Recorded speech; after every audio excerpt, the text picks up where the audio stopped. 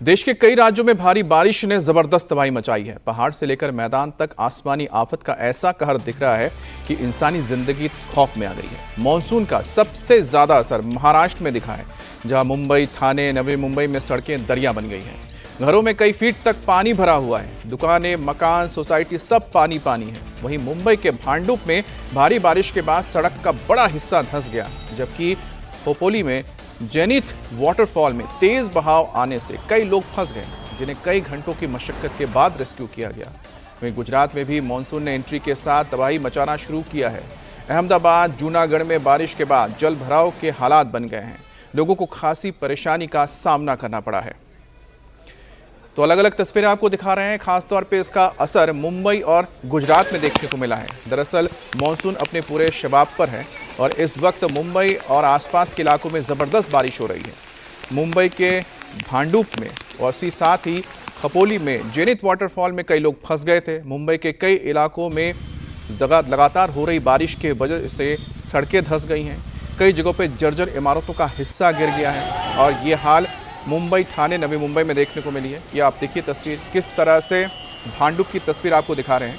यहाँ इतनी बारिश हुई कि सड़क का एक हिस्सा समा गया दरिया में। अब देखिए दरिया में, यानी कि जो पास का इलाका जिसे क्रीक कहते हैं, तो क्रीक में लगातार पानी का बहाव बढ़ रहा था, जिसके वजह से जो सड़क का एक हिस्सा था उसके नीचे से की ज़मीन हट गई और जैसे ही नीचे से ज़मीन हटी उसके साथ पूरा का पूरा सड़क बह गया और जिसकी चपेट में कुछ गाड़ियाँ भी आ गई। एक और तस्वीर आपको दिखा रहे हैं कि किस तरह से लगातार हो रही बारिश की वजह से जो क्रीक के इलाके हैं, जो इलाके जहाँ पानी रहता है, धीरे धीरे पानी आ गया और धीरे धीरे ये मिट्टी को काट के ले जा रहे हैं अपने साथ। और ये खोपड़ी की तस्वीर हम दिखा रहे हैं और एक और तस्वीर आपको हम दिखाते हैं वाटरफॉल की, जिस वाटरफॉल में अचानक पानी बढ़ जाने से, जेनिथ वाटरफॉल है ये, और यहाँ पर लोग फंस गए थे जो यहाँ घूमने गए थे, क्योंकि अचानक ही फ्लैश फ्लड जैसे हालात बन गए और ऊपरी इलाकों में जैसे ही तेज़ बारिश हुई, धीरे धीरे वाटर लेवल बढ़ता रहा और जो लोग यहाँ गए हुए थे घूमने के लिए, पिकनिक मनाने के लिए, वो फंस गए। जिसके बाद प्रशासन को रस्सी के सहारे एक एक व्यक्ति को ये नदी पार कराने पड़ी। एक और तस्वीर आपको हम दिखा रहे हैं कि किस तरह से एक व्यक्ति नाले में गिर गया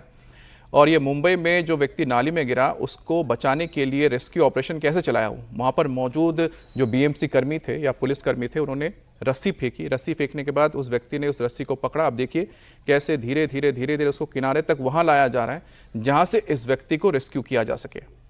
दरअसल मुंबई में लगातार जो बारिश हो रही है उसकी वजह से अब घाट कोपर में क्या हो वो भी आपको दिखाते हैं। घाट कोपर में लगातार बारिश के बाद जो पेड़ हैं जिनकी जड़ें मजबूत नहीं हैं वो गिरने लगी हैं और एक साथ एक दो पेड़ यहाँ पर जो गिरने की वजह से कई गाड़ियाँ इसकी चपेट में आ गई। और आप देखिए पिछले कुछ दिनों से लगातार आप मुंबई में ये खबर देख रहे होंगे कि कई जगह पे पेड़ गिर गए हैं और उसकी सबसे बड़ी वजह है मिट्टी का ढीला पड़ जाना, बारिश के वजह से जड़ों का कमज़ोर हो जाना। और आपको हम दिखा रहे हैं वसई की तस्वीर। अब वसई में देखिए घुटने से ऊपर तक पानी जा चुका है, लगभग ये 2 फीट से 2.5 फीट तक पानी भर गया है। अब इतना पानी भरा है कि यहाँ पर लोगों को रेस्क्यू करने के लिए बोट चलाए जा रहे हैं। तो आप समझ सकते हैं कि यहाँ पर हालात कितने बिगड़ गए हैं। जो लोग फंसे हुए हैं उनको निकाल कर सुरक्षित जगहों तक ले जाया जा रहा है। तो मुंबई, और अब आपको हम दिखा रहे हैं लोकमान्य तिलक टर्मिनल के पास की तस्वीर, जहाँ पर सड़क पर पानी भरा हुआ है, वाटर लॉगिंग हुई है। भले ही यहाँ पर आपको बाकी तस्वीरों से कम पानी नज़र आ रहा है, लेकिन आप समझिए कितना व्यस्त रास्ता है। वहाँ पर अगर पानी भरा रहे तो ऐसे में कितना छोटा सा एक रास्ता बनता है जहाँ से गाड़ियाँ जाने को मजबूर हो जाती हैं और उसके बाद लगता है लंबा जाम। तो मुंबई में इस वक्त लगातार बारिश होने से नदी नाले उफान पर हैं, सड़कों पर पानी भर गया है। वाटर डिस्चार्ज जो होना चाहिए था वो समंदर में नहीं जा रहा है, जिसके चलते अब मुंबई की तस्वीर आपको दिखा रहे हैं। अब देखिए ये मुंबई है और मुंबई में सोचिए कि इतना पानी भर गया कि आप इसका अंदाज़ा नहीं लगा सकते कि ये वाकई में सड़कें हैं या फिर कोई नदी है, नाले हैं जहाँ पर पानी आ गया है। तो आपको हम वसई की तस्वीर दिखा रहे हैं। एक बार फिर से देखिए कितना यहाँ पानी आया हुआ है। सड़कें पूरी तरह से डूब गई हैं, दोनों तरफ गाड़ियाँ डूबी हुई हैं। लगभग यहाँ पर जैसा हमने बताया है कि 2-2.5 फीट तक पानी भर गया सड़कों पर। अब 2-2.5 फीट तक पानी भर जाने का मतलब आप समझ सकते हैं कि ये रेस्क्यू वैन जो आया है, देखिए इसके टायर आधे डूबे हुए हैं और जब वो कुछ और दूर पहुँचता है तब जाके वहाँ पर टायर दिखना शुरू होता है। अब आपको हम गुजरात की तस्वीर दिखाते हैं, क्योंकि गुजरात में भी लगातार बारिश हो रही है। अहमदाबाद में भी खूब बारिश हुई है और इसका असर यहाँ भी देखने को मिला है। कई जगहों पर वाटर लॉगिंग की समस्या बन गई है। और ऐसा हाल अहमदाबाद और आसपास के कई इलाकों में आने वाले 24 घंटे को देखने को मिलेगा, क्योंकि इस वक्त जो दक्षिण पश्चिम मानसून है वो धीरे धीरे अरब सागर से आगे की ओर बढ़ चला है। अब उसका रास्ता गुजरात होते हुए उत्तर भारत की और पश्चिम भारत की ओर बढ़ने लगा है। अब आपको हम 6 तस्वीर दिखा रहे हैं जिसमें पानी हो चुका है। मुंबई के आसपास बसई हो, ठाणे हो, तमाम इलाकों में बारिश हो रही है। इसके अलावा मुंबई के कई इलाकों में पेड़ गिरने की भी समस्या आई है। पेड़ गिरने के चलते कई गाड़ियों को नुकसान भी पहुंचा है। वहीं गुजरात के सूरत में भारी बारिश का कहर दिख रहा है। यहाँ भारी बारिश के कारण बारडोली के बोटन गांव के पास वाव्या क्रिक पर बना डाइवर्शन रोड बह गया। पानी के तेज बहाव में सड़क बह जाने से आवाजाही भी पूरी तरीके से ठप होती हुई नजर आ रही है। तस्वीरें आप देख सकते हैं। सूरत में भारी बारिश से तापी नदी का उफान भी आप देख सकते हैं। नदी का जलस्तर तेजी से बढ़ रहा है। हालात ऐसे हैं कि पुल के ऊपर से नदी का पानी बह रहा है, जिसे देखते हुए प्रशासन ने पुल को फिलहाल के लिए बंद कर दिया है।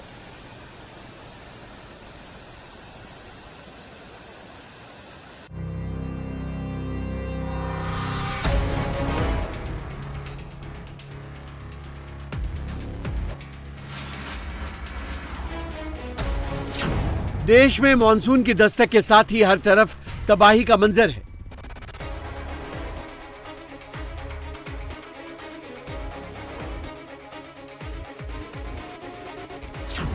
भारी बारिश के बाद शहर शहर बाढ़ जैसे हालात बन गए हैं।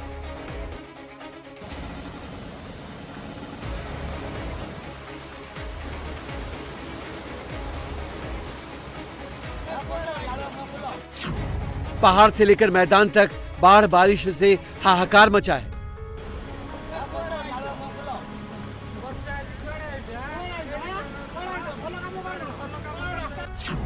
भारी बारिश ने बाढ़ का अलर्ट का अलार्म ऑन कर दिया है।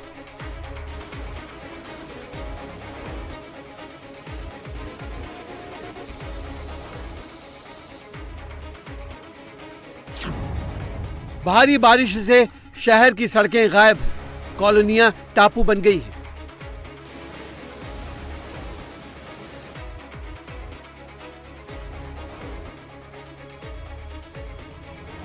देश में मानसून के आते ही हर तरफ तबाही ही तबाही दिख रही है।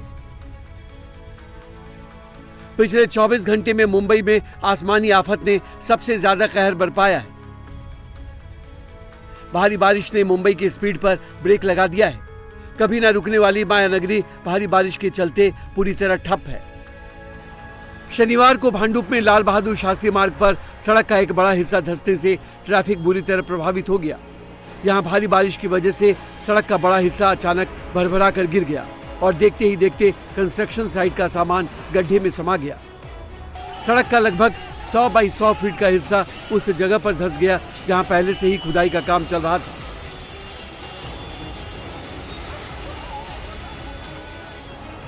सड़क धंसने के कारण वहां खड़ी एक गाड़ी बड़े गड्ढे में जा गिरी। हालांकि गनीमत ये रही कि इसकी चपेट में कोई इंसान नहीं आया। महाराष्ट्र के खोपोली में जेनिथ वाटरफॉल पर पानी के तेज बहाव में कुछ टूरिस्ट फंस गए।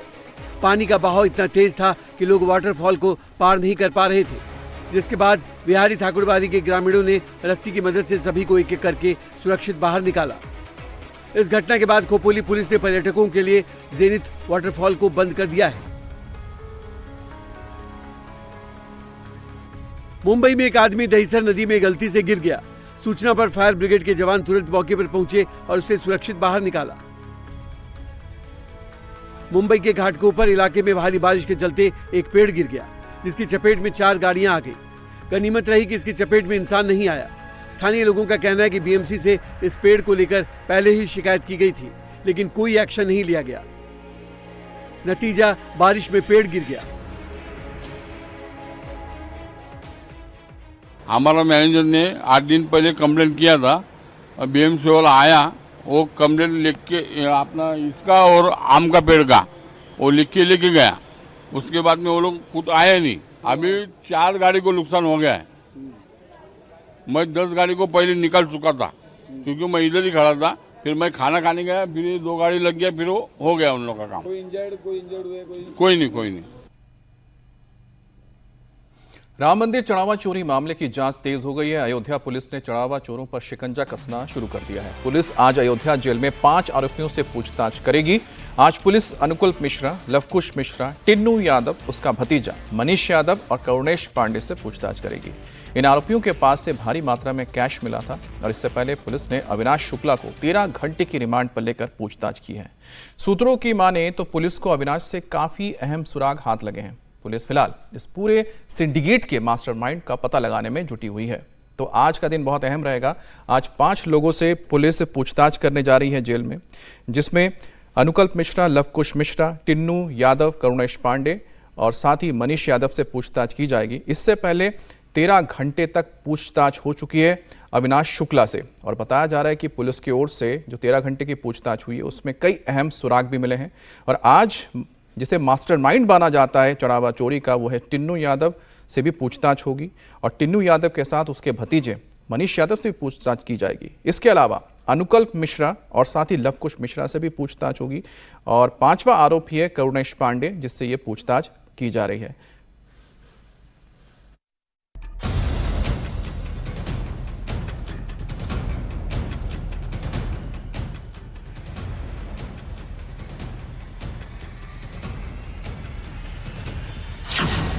चढ़ावा चोरों पर अयोध्या पुलिस का शिकंजा।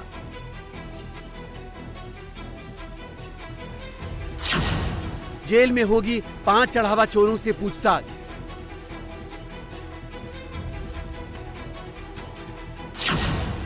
अविनाश ने खोल दी चढ़ावा चोरों की कुंडली।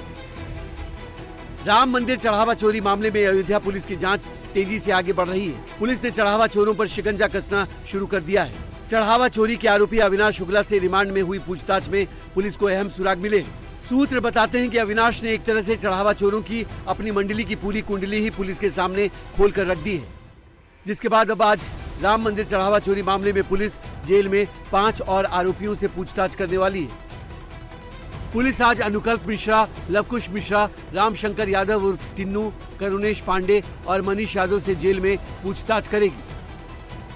मामले की जांच कर रहे सीओ अयोध्या आशुतोष तिवारी ने शनिवार को भ्रष्टाचार निवारण अधिनियम के स्पेशल जज रजत वर्मा की कोर्ट में अर्जी दाखिल की थी, जिसमें जेल में बंद इन 5 आरोपियों से पूछताछ की मांग की गई थी, जिस पर सुनवाई करने के बाद कोर्ट ने 5 आरोपियों से पूछताछ की इजाजत दे दी है। इन आरोपियों में से अनुकल्प मिश्रा के पास से 16,82,040 रुपए बरामद हुए हैं। वहीं उसके रिश्तेदार लवकुश मिश्रा से 14,25,000 रुपए मिले हैं। रामशंकर यादव उर्फ टिन्नू से पुलिस को 1 लाख रुपए कैश मिले थे। साथ ही करुणेश पांडे से 18,07,063 रुपए और टिन्नू यादव के भतीजे मनीष यादव से 2 लाख रुपए की रकम बरामद हुई थी। सूत्रों की माने तो पुलिस को इन आरोपियों की कई संपत्तियों और चोरी की रकम के बारे में जानकारी मिली है। यही वजह है कि पुलिस अब इन आरोपियों से जेल में ही पूछताछ करना चाहती है। इससे पहले पुलिस ने अविनाश शुक्ला से पूछताछ की थी। पूछताछ के दौरान अविनाश ने पुलिस को उस जगह की जानकारी दी है जहां ये सभी चढ़ावा चोर चोरी की रकम का बंटवारा करते थे। राम मंदिर चंदा चोरी मामले में अयोध्या पुलिस ने गिरफ्तार आरोपी अविनाश शुक्ला को पुलिस कस्टडी में लेके उससे 13 घंटे तक लगातार पूछताछ की और हर उस ठिकाने पे पुलिस अविनाश शुक्ला को लेकर गई जहां पर पैसे चोरी का बंटवारा होता था।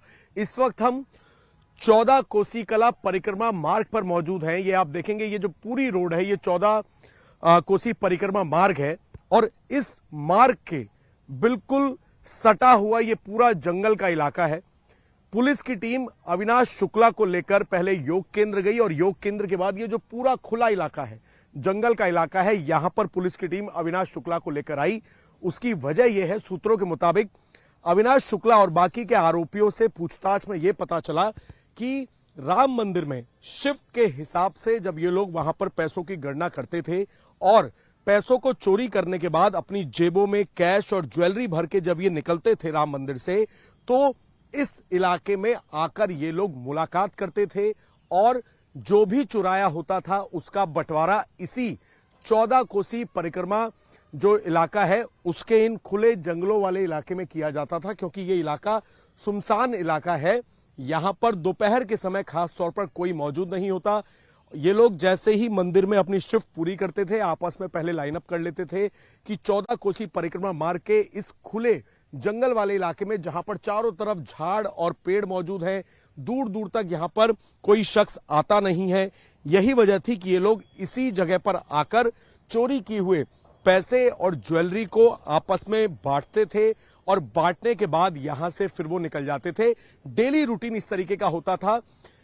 2025 में जब महाकुंभ के बाद पैसों का फ्लो बढ़ा, इन लोगों की नौकरी लगी, उसके बाद सबसे पहले अविनाश शुक्ला ने इस जगह का चयन किया था, क्योंकि यहां पर दूर दूर तक कोई नहीं आता है। और सूत्रों की माने तो अविनाश ने बाकी आरोपियों की चढ़ावा चोरी में क्या भूमिका थी, इसका भी खुलासा किया है। यही वजह है कि आज 5 आरोपियों से जेल में पूछताछ होगी और जिसके बाद इनके बयान भी दर्ज किए जाएंगे। जरूरत पड़ने पर आगे पूछताछ के बाद इनकी एक एक करके पुलिस कस्टडी भी ली जा सकती है। इस बीच खुलासा हुआ है कि इन आरोपियों को अपने किए पर पछतावा हो रहा है। सभी आरोपी गिरफ्तारी के बाद जेल में बेहद डरे हुए हैं। अयोध्या पुलिस के सूत्रों के माने तो किसी भी आरोपी का कोई पुराना क्रिमिनल रिकॉर्ड नहीं है। आरोपियों को इस तरह की चोरी की प्लानिंग करने का कोई तजुर्बा नहीं था। पुलिस अब ये पता लगाने की कोशिश कर रही है कि आखिर कब से चढ़ावा चोरी हो रहा था और किसके कहने पर चोरी की शुरुआत हुई। चढ़ावा चोरी केस का मास्टरमाइंड कौन है? सूत्रों की माने तो पुलिस को आरोपी अविनाश शुक्ला के खिलाफ पुख्ता सबूत मिले हैं। अविनाश को चोरी करते हुए सीसीटीवी में देखा गया था। बाकी आरोपियों में से ज्यादातर के खिलाफ इलेक्ट्रॉनिक एविडेंस मौजूद है। वहीं दूसरी तरफ चढ़ावा चोरी के मामले में अयोध्या पुलिस चंपत राय के बयान दर्ज कर चुकी है। सूत्रों की माने तो अयोध्या पुलिस जल्द ही ट्रस्ट से जुड़े पदाधिकारियों से भी सवाल जवाब करेगी। अभी तक अयोध्या पुलिस ने गोपाल राव और अनिल मिश्रा से सवाल जवाब नहीं किए हैं। इन दोनों पर ही राम मंदिर की पूरी जिम्मेदारी थी। अब इनसे भी पुलिस पूछताछ कर सकती है। चंपत राय से पहले एसआईटी ने पूछताछ की थी। पूछताछ करने के बाद स्टेटमेंट रिकॉर्ड किया था और अयोध्या पुलिस ने भी, राम जन्मभूमि थाने की पुलिस ने, जहां पर इस वक्त मैं मौजूद हूं, चंपत राय के स्टेटमेंट दर्ज किए थे मंदिर के अंदर जाके।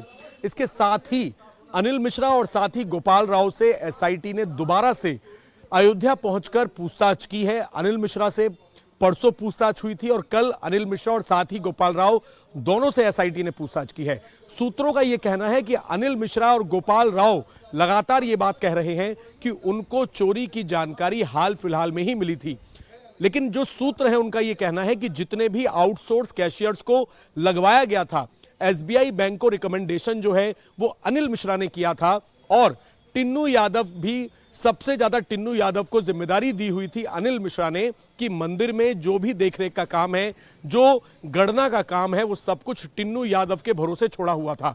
अब क्योंकि अनिल मिश्रा और साथ ही गोपाल राव से पूछताछ चल रही है, इनके स्टेटमेंट को एक बार, इनके स्टेटमेंट जब पूरी तरीके से रिकॉर्ड हो जाएंगे तो उनको क्रॉस वेरीफाई करने के लिए चंपत राय से भी पूछताछ की तैयारी चल रही है।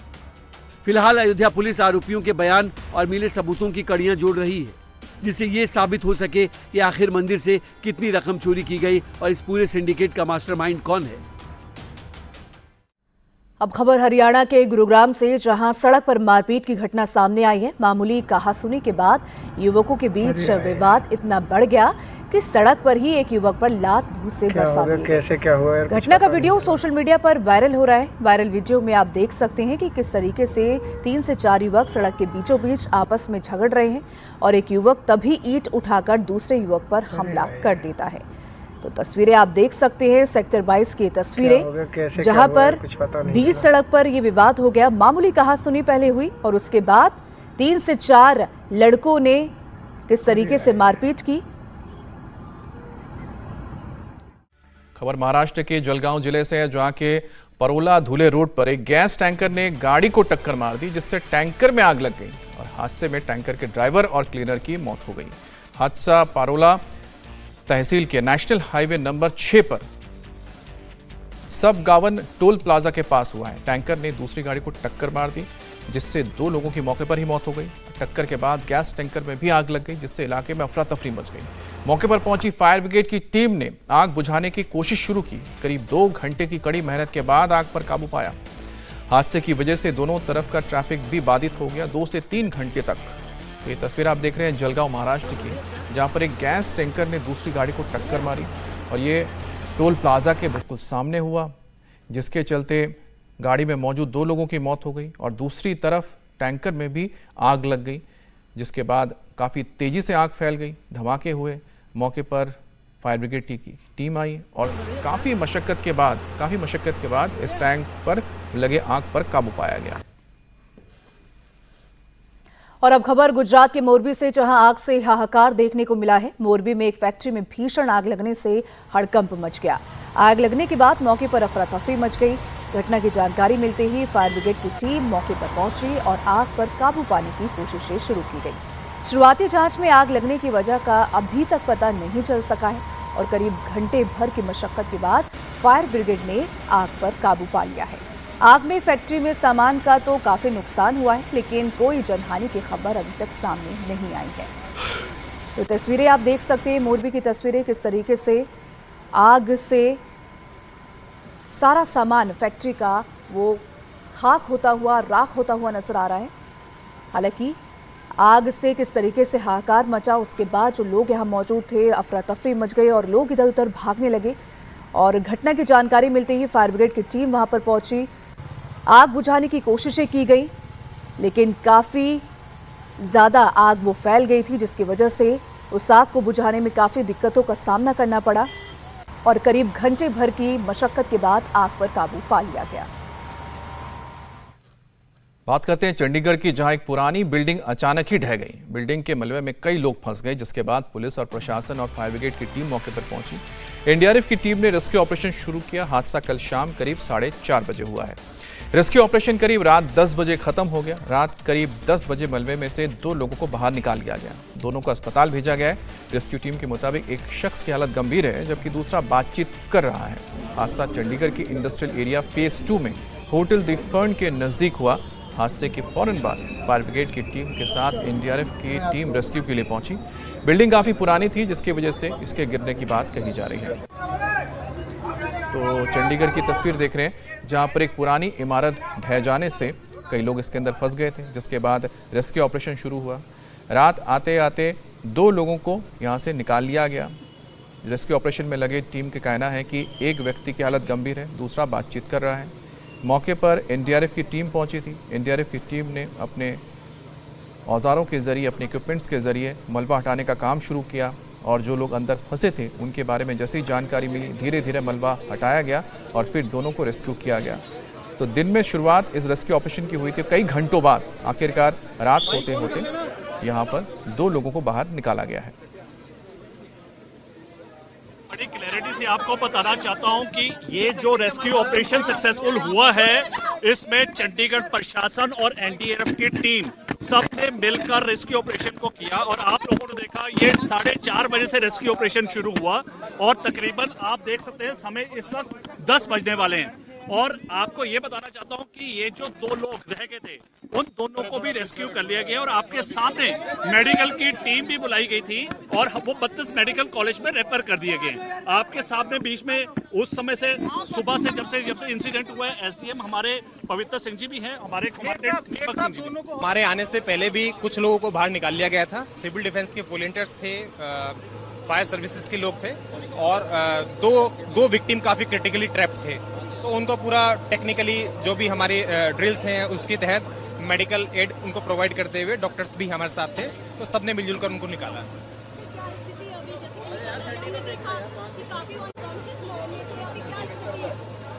स्थिति उसमें एक तो प्रतिक्रिया दे रहे थे और दूसरे काफी ज्यादा जख्मी थे, तो दोनों को निकालकर मेडिकल टीम के साथ हमने हॉस्पिटल भेज दिया है। अब उनकी अभी कैसी उनकी कंडीशन है, तो ये हॉस्पिटल से आप उसका अपडेट ले सकते हैं। अभी हम चेकिंग मोड पर हैं और ये यहाँ पर जो आई हैं वो अभी थोड़ी देर में क्लियर करेंगे कि साइट क्लियर है, उसकी जानकारी आपको मिल जाएगी। अयोध्या राम मंदिर में चढ़ावा चोरी की जांच कर रही एसआईटी 6 जुलाई को मंदिर ट्रस्ट की होने वाली मीटिंग से पहले फुल एक्शन मोड में नजर आ रही है। चढ़ावा चोरों के खिलाफ एफआईआर और 8 आरोपियों की गिरफ्तारी के बाद अब तैयारी चढ़ावा चोरी में शामिल उन पावरफुल लोगों पर शिकंजा कसने की है जिनकी भूमिका चढ़ावा चोरी केस में संदिग्ध मानी जा रही है। और यही वजह है कि 6 जुलाई को होने वाली मंदिर ट्रस्ट की मीटिंग से पहले ही जांच को एक ठोस नतीजे तक पहुंचाने के लिए एसआईटी टीम का एक्शन लगातार जारी है। 2 दिनों तक अयोध्या में जांच के बाद टीम शुक्रवार देर रात लखनऊ वापस आ गई। इन 2 दिनों में एसआईटी ने ट्रस्टी अनिल मिश्रा से सबसे ज्यादा पूछताछ की, तो वहीं गोपाल राव और बैंक स्टाफ के साथ साथ कुछ सेवादारों से भी एसआईटी ने पूछताछ की और इसी के साथ अविनाश शुक्ला से भी करीब 13 घंटे तक पूछताछ की गई और उससे भी काफी ज्यादा सबूत जो हैं इकट्ठा हुए हैं। और साथ ही अविनाश शुक्ला ने यह भी बताया कि कौन कौन जो लोग थे, कौन कौन ट्रस्टी थे, वो क्या क्या काम करते थे और उनकी भूमिका इस चढ़ावा चोरी में क्या क्या थी। तो 6 जुलाई को मंदिर ट्रस्ट की मीटिंग होने वाली है और इस मीटिंग से पहले ही काफी ज्यादा एक्शन मोड में नजर आ रही है। तो वहीं चढ़ावा चोरों के खिलाफ एफआईआर और 8 आरोपियों की गिरफ्तारी के बाद अब एसआईटी चढ़ावा चोरी में शामिल उन पावरफुल लोगों पर शिकंजा कसने की तैयारी में है जिनकी भूमिका इस चढ़ावा चोरी केस में संदिग्ध मानी जा रही है।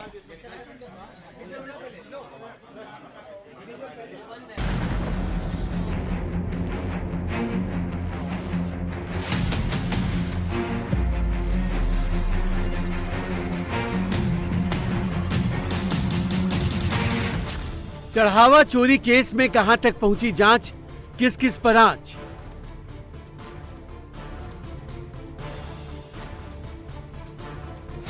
एसआईटी का ऑपरेशन 6 जुलाई, अयोध्या से टीम लखनऊ आई।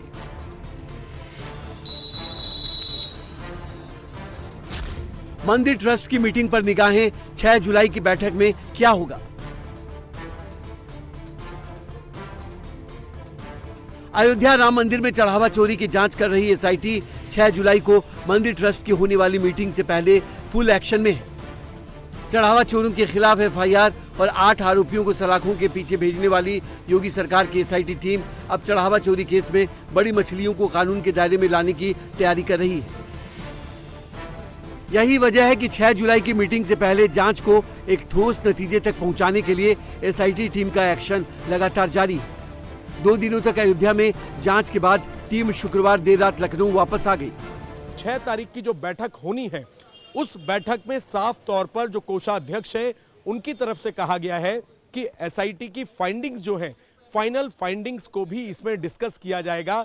चंपत और अनिल मिश्रा के इस्तीफे के अलावा एसआईटी की फाइंडिंग्स जो है उसको भी बताया जाएगा। तो अब पुलिस की कोशिश लगातार यही है कि इस मामले में अब तक जितने आरोपी गिरफ्तार हुए हैं, जो जेल में हैं, एक तो उनकी प्रॉपर्टीज का पता लगाया जा सके। इसके साथ ही एसआईटी की टीम चंपत राय, अनिल मिश्रा, साथ ही गोपाल राव का इस पूरे चंदा चोरी में क्या कोई डायरेक्ट या इनडायरेक्ट कनेक्शन है, उसको भी रिकॉर्ड पर लेने की तैयारी कर रही है। चढ़ावा चोरी केस के बाद पहली बार 6 जुलाई को होने वाली मंदिर ट्रस्ट की मीटिंग में एसआईटी की अब तक की फाइंडिंग्स पर चर्चा होगी। लिहाजा एसआईटी ने अयोध्या में अनिल मिश्रा और गोपाल राव से पूछताछ की। कुछ बैंक वालों और सेवादारों से भी पूछताछ हुई। चढ़ावे के पैसे की गिनती के तरीके, निगरानी पर सवाल हुए। काउंटिंग करने वाले लोग कैसे रखे गए, क्यों रखे गए, इस पर भी सवाल हुए। राम मंदिर ट्रस्ट के ट्रस्टी अनिल मिश्रा मंदिर में कैश में आने वाले चढ़ावे का मैनेजमेंट देखते थे, इसलिए चढ़ावे चोरी में एफआईआर और गिरफ्तारी के बाद जांच के लिए अयोध्या पहुंची एसआईटी टीम ने इस बार अनिल मिश्रा से सबसे ज्यादा पूछताछ की। एसआईटी ने ट्रस्टी अनिल मिश्रा से पूछा कि दान पात्र से कलेक्शन सेंटर तक कितने लोग चढ़ावा निकालने और काउंटिंग करने से लेकर बैंक पहुंचाने में लगते थे। एसआईटी ने दान पात्र की निगरानी के तरीके से जुड़े सवाल भी किए, तो वहीं सीसीटीवी में दिख रही चोरी को लेकर उनके द्वारा लिए गए एक्शन पर भी सवाल पूछे गए। सूत्रों की माने तो एसआईटी की पूछताछ में ट्रस्टी अनिल मिश्रा ने खुद को निर्दोष बताया और कहा कि कुछ लोगों ने ही चोरी की और जैसे ही चोरी का पता चला उनको पकड़ा भी गया। अनिल मिश्रा ने एसआईटी को बताया कि कुछ लोगों पर ज्यादा भरोसा कर लिया, जिसका अब खामियाजा भुगतना पड़ रहा है। भगवान राम के मंदिर में चढ़ावा चोरी की तह तक जाने के लिए एसआईटी ने हर उस शख्स से पूछताछ की है जो चढ़ावे से जुड़े मामले में डायरेक्ट या इनडायरेक्ट तरीके से इन्वॉल्व था। यही कारण है कि एसआईटी की टीम लखनऊ लौटने से पहले अनिल मिश्रा और गोपाल राव के साथ ही कुछ बैंक वालों और सेवादारों से भी पूछताछ की। एसआईटी की टीम लखनऊ पहुंच चुकी है, तो 6 जुलाई को ही अयोध्या में मंदिर ट्रस्ट की मीटिंग की तैयारी चल रही है। भगवान राम के मंदिर में चढ़ावा चोरी के कलंक के बाद पहली बार हो रही मीटिंग पर देश भर की निगाहें टिकी हैं। ट्रस्ट की ये मीटिंग ऐसे समय में हो रही है जब राम मंदिर में चढ़ावे और दान से जुड़ी कथित अनियमितताओं की जांच चल रही है। 8 आरोपियों की गिरफ्तारी हो चुकी है। महासचिव चंपत राय और ट्रस्टी डॉक्टर अनिल मिश्रा इस्तीफा दे चुके हैं, जिसके बाद ट्रस्ट के पुनर्गठन की चर्चा हो रही है। साथ ही ट्रस्ट में मुख्य कार्यकारी अधिकारी यानी एक सीईओ नियुक्त करने का प्रस्ताव सामने आ रहा है। ऐसे में ये बैठक पिछले 5 वर्षों की सबसे महत्वपूर्ण बैठक बन गई है। बैठक को लेकर ट्रस्ट के कोषाध्यक्ष गोविंद देवगिरी की ओर से आधिकारिक सूचना जारी कर दी गई है। 6 जुलाई को होने वाली मंदिर ट्रस्ट की मीटिंग में महामंत्री चंपत राय और ट्रस्टी अनिल मिश्रा के इस्तीफों पर फैसला होगा। बैठक में सबसे ज्यादा चर्चा इन दोनों इस्तीफों पर ही होने की संभावना है, जिस पर अंतिम फैसला सामूहिक सहमति से लिया जाएगा। तो दान व्यवस्था की समीक्षा और भविष्य की कार्य योजना जैसे अहम मुद्दों पर ठोस फैसले भी लिए जा सकते हैं। मीटिंग में ट्रस्ट के सभी प्रमुख सदस्य एक साथ बैठकर आगे की रणनीति तय करेंगे। जाहिर है मंदिर ट्रस्ट की इस मीटिंग को भगवान राम के मंदिर में चढ़ावा चोरों को सजा दिलाने और अयोध्या की मर्यादा को बनाए रखने के साथ ही श्रद्धालुओं के विश्वास को और मजबूत करने की दिशा में भी महत्वपूर्ण माना जा रहा है। अयोध्या में चढ़ावा चोरी पर अब सियासत भी तेज हो गई है। एसपी चीफ अखिलेश यादव ने सोशल मीडिया पर वीडियो शेयर करते हुए बीजेपी पर तंज कसा है। अखिलेश यादव ने इसे लोगों की श्रद्धा और आस्था पर बहुत बड़ा हमला बताया। तो टीएमसी चीफ ममता बनर्जी ने राम का नाम बदनाम करने का आरोप लगाते हुए बीजेपी पर तंज कसा है। तो एक तरफ अखिलेश यादव जो लगातार राम मंदिर में चढ़ावा चोरी को लेकर बीजेपी पर हमलावर हैं और उन्होंने कहा कि ये लोगों की आस्था पर चोट है, तो दूसरी तरफ अब ममता बनर्जी ने भी इस मामले में बीजेपी को घेरने की कोशिश की है और उन्होंने कहा है कि राम के नाम को बदनाम किया जा रहा है। राम का नाम आपने बदनाम कर दिया, हिंदुत्व का नाम पे खेला और हिंदुइज्म को आपने फिनिश किया। যেমন দেখছেন না, পুনামি থালা থেকে শুরু করে, পুনামি বাক্স থেকে শুরু করে সব রাম মন্দির সবটাই নাকি ওদের সম্পদ। राम मंदिर चढ़ावा केस को लेकर शिवसेना यूबीटी चीफ उद्धव ठाकरे ने पूरे महाराष्ट्र में आज से राम रक्षा आंदोलन शुरू करने की घोषणा की है। इसके लिए उद्धव ने लोगों से आंदोलन में शामिल होने का आह्वान किया। साथ ही ठाकरे की पार्टी के लोग आज मध्य मुंबई के दादर स्थित हनुमान मंदिर में जमा होंगे, जहां हनुमान स्तोत्र और हनुमान चालीसा का पाठ करेंगे और अयोध्या के राम मंदिर में हुई चढ़ावा चोरी का विरोध भी करेंगे। तो जहां अखिलेश यादव और ममता बनर्जी ने इसका विरोध किया और काफी कुछ बोलते हुए नजर आए, तो वहीं अब उद्धव ठाकरे ने दादर के हनुमान मंदिर में उद्धव समर्थकों ने ये जो फैसला किया है कि हम हनुमान चालीसा का पाठ करेंगे और अयोध्या चढ़ावा चोरी पर जो है इसका विरोध भी हम करेंगे। और बीजेपी यूपी में चुनाव की तैयारियों में जुट गई है। बीजेपी के अध्यक्ष नितिन नवीन ने इन दिनों यूपी के दौरे के दौरान अपने कार्यकर्ताओं और नेताओं से बात की। आज उनके दौरे का दूसरा दिन है। आज बीजेपी के राष्ट्रीय अध्यक्ष नितिन नवीन अपने दिन में शुरुआत उत्तर प्रदेश के पूर्व बीजेपी प्रदेश अध्यक्षों के साथ चाय पर संवाद से करेंगे। इसके बाद राष्ट्रीय अध्यक्ष उत्तर प्रदेश एनडीए नेताओं के साथ सुबह 9:30 बजे संयुक्त बैठक करेंगे। सुबह 10:30 बजे बीजेपी के अध्यक्ष नितिन नवीन उप मुख्यमंत्री केशव प्रसाद मौर्य और उप मुख्यमंत्री ब्रजेश पाठक के साथ अलग अलग चर्चा करेंगे। 2:45 पर नितिन नवीन राष्ट्र प्रेरणा स्थल जाएंगे। वो यहां पर बीजेपी के शक्ति केंद्र संयोजक सम्मेलन को संबोधित करेंगे। शाम को 5 बजे बीजेपी के राष्ट्रीय अध्यक्ष लखनऊ के पीर नगर स्थित भाजपा के बूथ अध्यक्ष श्री शिवाजी रावत के आवास पर जाएंगे और बूथ पर भाजपा की गतिविधियों पर चर्चा करेंगे। इससे पहले कल लखनऊ पहुंचने पर नितिन नवीन का जोरदार स्वागत किया गया, जिसके बाद यूपी के बीजेपी के सांसदों और विधायकों की बैठक हुई। इस मीटिंग में यूपी के सीएम योगी आदित्यनाथ भी शामिल हुए। इनके अलावा यूपी बीजेपी के अध्यक्ष पंकज चौधरी, बीएल संतोष भी मौजूद रहे। इससे पहले नितिन नवीन ने बीजेपी के पदाधिकारियों और जिलाध्यक्षों के साथ मीटिंग की। मीटिंग के दौरान बीजेपी अध्यक्ष ने पार्टी के सभी नेताओं और पदाधिकारियों को 2027 में चुनाव की जीत का टारगेट भी दिया। नितिन नवीन ने पार्टी नेताओं और पदाधिकारियों को सीख देते हुए कहा कि लड़ाई अपनों से नहीं बल्कि विरोधियों से करनी है। इस मीटिंग से पहले नितिन नवीन ने रोड शो के जरिए बीजेपी का शक्ति प्रदर्शन किया और दावा किया कि अगले साल यानी कि 2027 में भी यूपी में बीजेपी जीतेगी और डबल इंजन की सरकार बनेगी। मैं मानता हूं कि मैं पिछले बार लखनऊ जब आया था और आज जब जिस प्रकार से कार्यकर्ताओं का प्यार और स्नेह देखने को मिल रहा है, 2027 में कमल खिलेगा।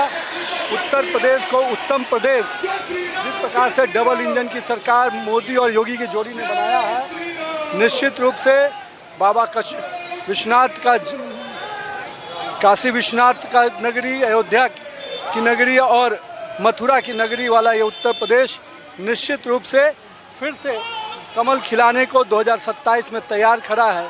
और आज की जो वानगी देखने को मिली है, मैं मानता हूं कि पूरे लखनऊ में और पूरे उत्तर प्रदेश में जो कार्यकर्ताओं का उत्साह देखने को मिल रहा है, निश्चित रूप से 2027 का क्लियर कट कह सकते हैं 2027 की तैयारी भारतीय जनता पार्टी कार्यकर्ताओं ने कर ली। तो नितिन नवीन इस वक्त उत्तर प्रदेश के दौरे पर हैं। कल उनकी सभी सांसदों और विधायकों से मुलाकात हुई है, लेकिन आज का दिन भी बहुत अहम रहेगा क्योंकि आज नितिन नवीन उत्तर प्रदेश के पूर्व अध्यक्षों के साथ एक मीटिंग करेंगे। इसके बाद उनकी मुलाकात कार्यकर्ताओं से होगी और एक एक करके वो बूथ लेवल कार्यकर्ताओं तक पहुंचेंगे। नितिन नवीन ने अपना संदेश बिल्कुल साफ कर दिया है, गुटबाजी खत्म कीजिए और अपनों के साथ लड़ाई मत लड़िए। तैयारी 2027 के लिए कीजिए और विपक्ष के साथ लड़ने के लिए अपने आप को तैयार रखें।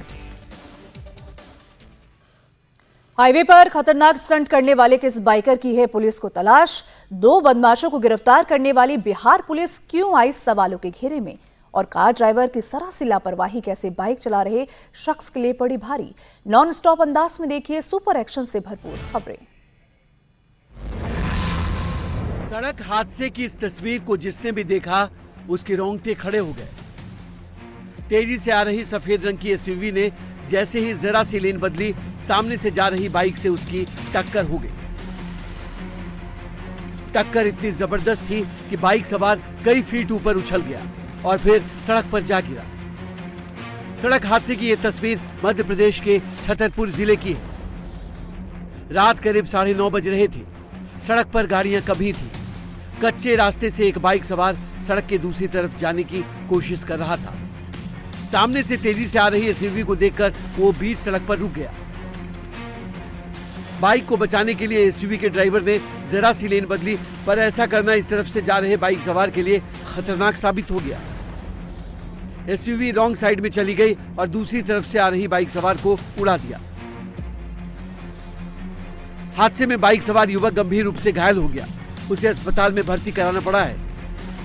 पुलिस अब इस वायरल वीडियो की मदद से आरोपी ड्राइवर को ट्रेस करने में जुटी है।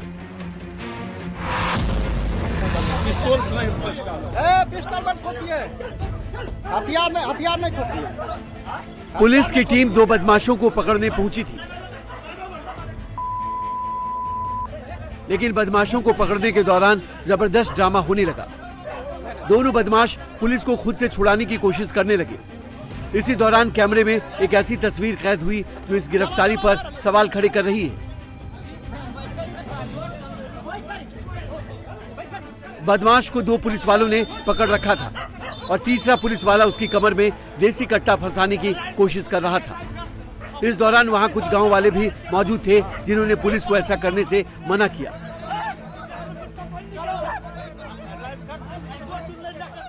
कमर में मत डालिए।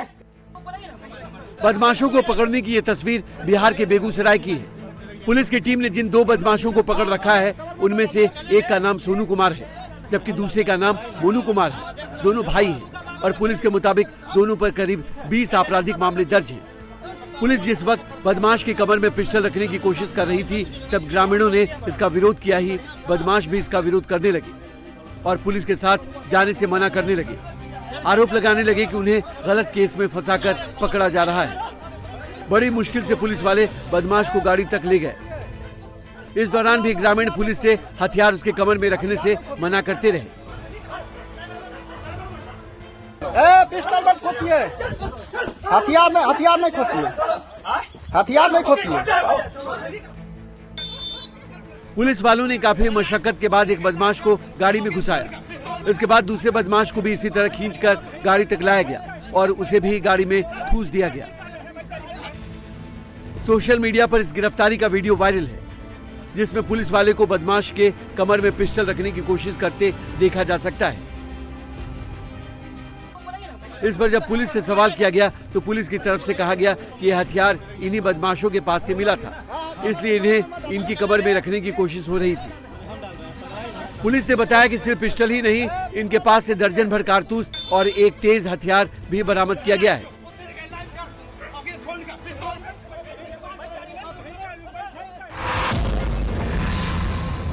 कभी बुलेट का हैंडल छोड़कर बाइक की सीट पर पैर ऊपर करने का स्टंट, तो कभी बाइक पर खड़ा होने वाला खतरनाक स्टंट, और तो और बाइक पर खड़े होकर हाथ ऊपर उठाने वाला ये स्टंट तो वाकई में जानलेवा साबित हो सकता है, क्योंकि ऐसा करते समय बाइक का बैलेंस ही बिगड़ गया था, लेकिन किसी तरह वो खुद को संभालने में कामयाब हो पाया। हाईवे पर ट्रैफिक के बीच ये खतरनाक स्टंट की ये तस्वीरें यूपी के हापुड़ में दिल्ली लखनऊ एक्सप्रेसवे की हैं, जो इस वक्त सोशल मीडिया पर खूब वायरल है। जान की परवाह किए बिना खतरनाक बाइक स्टंट सिर्फ और सिर्फ रीलबाजी के लिए किया जा रहा है, लेकिन सोशल मीडिया पर चंद लाइक्स और व्यूज बटोरने के चक्कर में ऐसा खतरनाक स्टंट कर ये बाइकर न सिर्फ अपनी जान को जोखिम में डाल रहा है, बल्कि सड़क पर चल रहे दूसरे लोगों के लिए भी ये खतरा पैदा कर रहा है। हालांकि अब वायरल वीडियो की मदद से पिलखुआ कोतवाली पुलिस ने बाइक नंबर के आधार पर आरोपी की तलाश शुरू कर दी है।